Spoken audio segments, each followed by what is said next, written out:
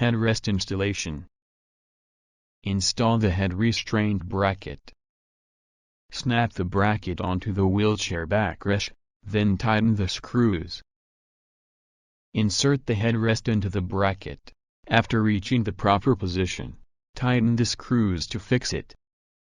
Adjust the angle of the headrest through the 3 bolts on the head restraint.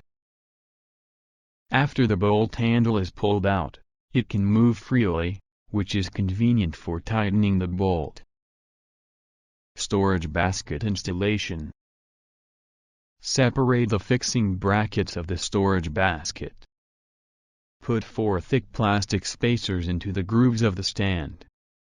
Put down the backrest of the wheelchair. Easy to install the bracket. Install the fixing bracket. Align the upper and lower parts, then start to screw the bolts. Adjust the position of the bracket while turning the bolt. When the 2 parts are fixed, adjust the bracket to the correct orientation. Finally, tighten all the bolts. Install the storage basket, and lock the storage basket.